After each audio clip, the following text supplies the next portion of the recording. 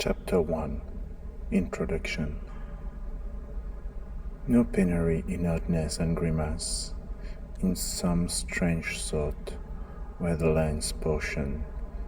See how shut your eyes, said nature peevishly. It nothing skills, I cannot help my case. 'Tis the last judgment, fire must cure this place. Calcine its clods, and set my prisoners free. Robert Browning, Childe Roland to the Dark Tower came. Why Black Dog?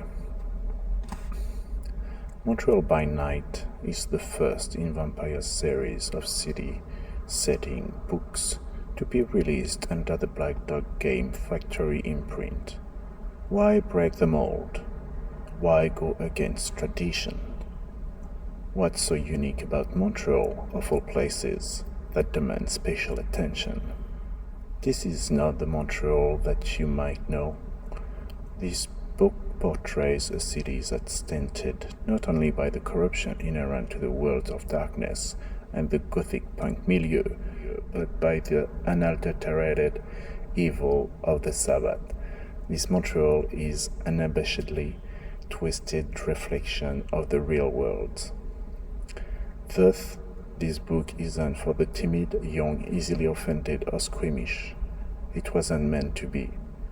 Yet, it is not simply violent and reprehensible for its own sake. mtlByNight earns the Black Dog label because of the city's master of the black arts, and doing the Sabbath's justice is difficult enough within the confines of a typical World of Darkness supplement. The city's Knights are trapped in a cancerous realm that atrophies around them. They exist in perpetual torment, crushed against the bodies of other squirming infants and poisoned by the oozing toxin using by a severed umbilical cord. This is the World of Darkness. This is Black Dog. This is mtlByNight. How to use this book. mtlByNight details the history, knights, and intrigues of one of the Sabbath's oldest bastions in North America.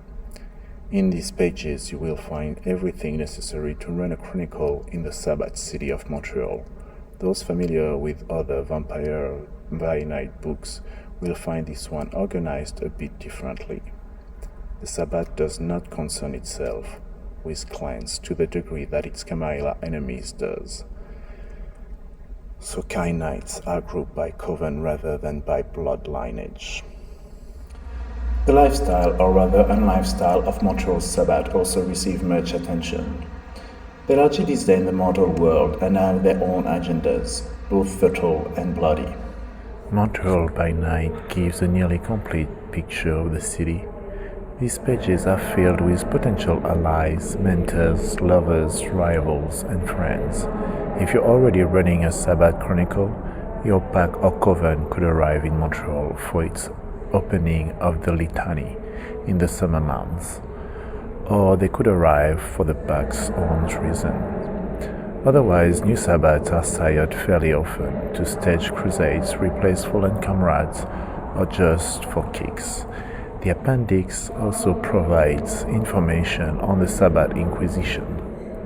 To make full use of mtlByNight, you need Vampire the Masquerade, a player's guide to the Sabbath, and the storyteller's handbook to the Sabbath. Significant elements are also drawn from the Vampire Player's Guide and the Storyteller's Handbook. None of these books is absolutely necessary, though. So farewell hope, and with hope farewell fear. Farewell remorse. All good to me is lost. Evil be thou my good. John Milton, Paradise Lost. Theme. The central theme of mtlByNight is faith. Faith is used ironically, not in definition but in application. Faith amongst Montreal's Sabbath is a matter of conviction more than of belief of religion. It is the driving force behind those who would commit murder because they abhor murder. It is the justification of torture in the name of salvation. It explains the unimaginable and is the defense of those who make martyrs of their victims. For the Sabbath, faith is the power to accomplish great things, even beyond the confines of Bach and Voldery. The Sabbath severed the ties of mortality and morality and filled the resulting void with their own brand of faith. In Montreal, faith is not an unattainable ideal, but a reality, and its consequence can be both inspirational and destructive. Mood. Montreal is a city of enigmas, an onion of almost infinite layers, if you will. Peel away one skin and several more await, seductive in what they hide. Montreal is called the City of Black Miracles because of the dark faith of its nocturnal inhabitants. Those who live within its island confines, whether mortal or immortal, should be made to feel as if some terrible force looms just beyond the senses. Montreal is also a city of contrast, where modern skyscrapers tower over old churches and cathedrals. The new and the old world clash, not only for mortals, but for the undead. Mention of the Sabbath conjures images of the crime-infested streets of New York, the despair-gripped populace of Detroit, the black art of Mexico City, and the moral debauchery of Amsterdam. This modern interpretation of the Sabbath applies to Montreal, but the Knights also make Montreal a city knowledge and faith. New York and Mexico City attract the bloodthirsty, Detroit appeals the downtrodden, Amsterdam lures the abusive. Montreal draws the scholarly and educated amongst the Sabbath. The problem with the acquisition of knowledge, however, is that it invariably exposes more mysteries. One of the city's mood feeds the other. Knowledge is therefore power amongst the city's intellectual Knight. There isn't one among them who doesn't have a stake in some secret or another. The damned. It is wiser to enter Montreal knowing what factions are at play than to enter blindly, which almost invariably leads to final death.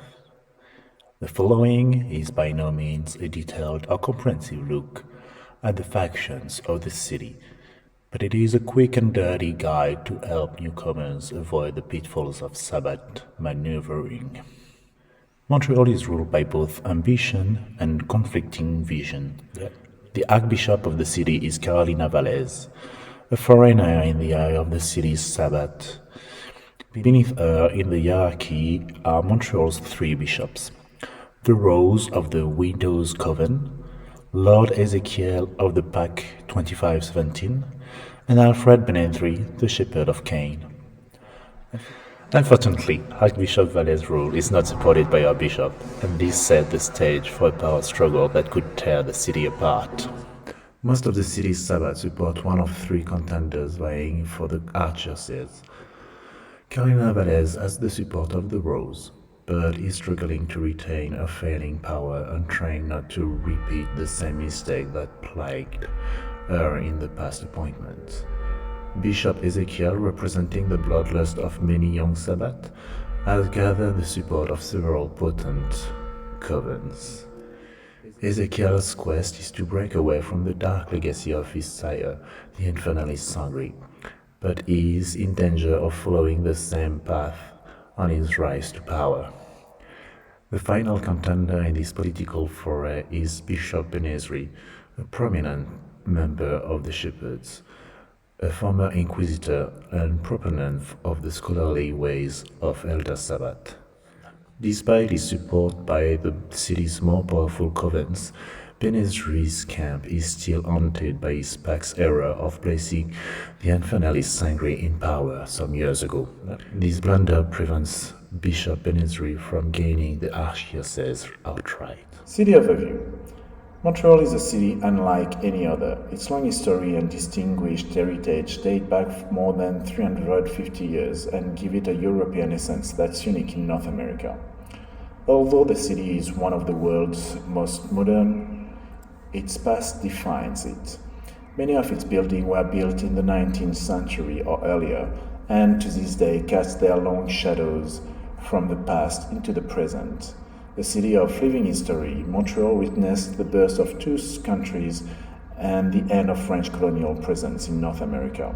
Montreal's sons and husbands fought and died in 2 world wars, and the survivors returned to a city divided by language differences. The city was the site of the 1967 World's Fair, endured martial law in the wake of the 1970s October crisis, and saw federal troops return during the Oka crisis of 1990. Montreal, now a fragile and economically sullen city, faces a new millennium that promises to be just as exciting as its past. Montreal is an island city located on the St. Lawrence River and is home to just over 3 million people, although only about 1 million live on the island itself. The city is founded on the pride of its citizens, not only because it's one of Canada's leading metropolises, but because of its status and the second largest French-speaking city in the world. Montreal isn't only a cultural center, but a financial and industrial one. Four of Canada's largest banks have headquarters in Old Montreal. The city's shores are home to the largest inland port in the world, and Montreal is the port of call for many Canadian and American vessels. The island houses a number of industries, primarily oil refineries because of its proximity to the St. Lawrence Seaway. Montreal had also become the site of more than half of the Canadian aeronautical industry and other high-tech businesses. However, given the recent recession and current political insecurity, the city suffers. Many of the leading industries are leaving or downsizing, contributing to a high unemployment rate and resulting in an increase in the number of people living in poverty.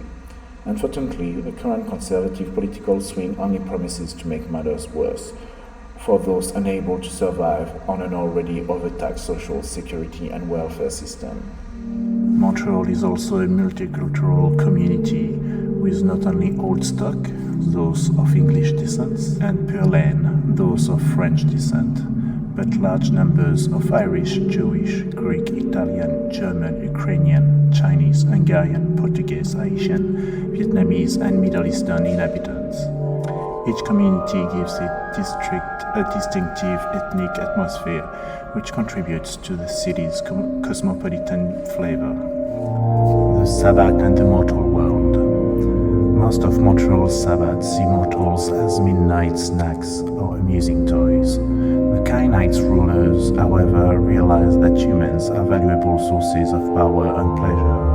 The prominent vampires in the city all exercise a dark influence over the city's populace, corrupting human souls and violating bodies. The Widows, a coven of Cathari pleasure queens, holds a depraved court in its downtown club, driving visitors to acts of complete perversion. Archbishop Carolina Valles holds sway over the halls of power, guiding community leaders and corporate presidents to subjugate everything they can, turning the public figures into faithful thralls. Montreal's Sabbat also enjoy corrupting local priests and other clergy, driving them to debasement by playing upon their private desires. The Shepherds of Cain's, Montreal's most prestigious covens, are masters of this corruption, professing vampiric redemption through an understanding of evil. The shepherds guide mortal clergy to a similar mindset, prevented from achieving true evil by the shackles of mortality. These mad priests seek out the Sabbath's embrace or end their lives in acts of murderous suicide and take many of their parishioners screaming into oblivion. Traveling to Montreal. Montreal is easily accessible by road, air, and sea. It has two airports. The first is Dorval, which is located in the city itself. The second is Mirabel International Airport, which is located an hour drive to the north. The latter facility has fallen largely into disuse since most international flights to Canada land in Toronto, although the city port caters especially to industrial shipping. A few cruise ship dock, allowing foreign vampires to travel to the city in relative safety. Getting around Montreal. Located partially on an island, Montreal is not spread out like most North American cities. The downtown area, which includes some of Montreal's oldest neighborhoods, is easily accessible by an elaborate system of highways and bridges. During non-peak traffic hour, it usually takes 30 minutes to get from the suburbs to downtown. The island proper benefits from one of North America's best and most extensive, although expensive, public transit system. The subway, called the metro, allows access to nearly all important areas, and buses service areas beyond the system. Public transportation and the relatively small size of the island combines to facilitate travel. Language. Language is a critical issue among the mortals of Montreal. The city is sharply divided between those with mother tongue in English, who are called Anglophones, French, known as Francophones, or neither, allophones. Linguistic differences reflect different histories and serious political rifts. Most Anglos and allophones staunchly support the federal system, while many Francophones call for increased power or outright independence of Quebec. For the Sabbath, language issues are viewed largely as legacies of mortal weakness. Ethnic origin is rarely considered important. Most Sabbats simply consider language a convenience. They understand both French and English and converse in whatever tongue they find most useful. However, some Sabbats, such as the nationalist Marie-Hélène, a member of Archbishop Carolina Velez Pack, do take language seriously and always look down on those who do not share their cultural heritage. Festivals. Montreal is known worldwide as host to many festivals. Given the city's harsh winters, festivals are staged during the summer month and draw a large number of tourists. Many, not knowing the city, wander the streets unaware of the dangers that lurk in the shadows. Despite the festive atmosphere, a number of people disappear each year. The International Fireworks Festival, from June to early August, Festival International de Jazz, from late June to early July, the Just for Love Festival, a festival juste pour rire at the end of July, the Montreal World Film Festival, early August, the Festival International de Cinéma Fantastique, held in the fall, and the International New Dance Festival, early fall. Vital statistics. Population on the island of Montreal, 1 million plus. The whole Montreal urban community, which includes both the South and North Shore, 3 million plus. Climate. Montreal is characterized by long winters, which typically last from December to April. Temperatures vary from 32 to minus 40 Fahrenheit, making kayaks susceptible to freezing if they stay outdoors for extended periods of time. In the summer, temperature can climb as high as 90 to 110. In the winter, the sun sets at approximately 4 p.m. and rises around 7 a.m. And during the summer, it sets well after 9 p.m. and rises around 5 a.m.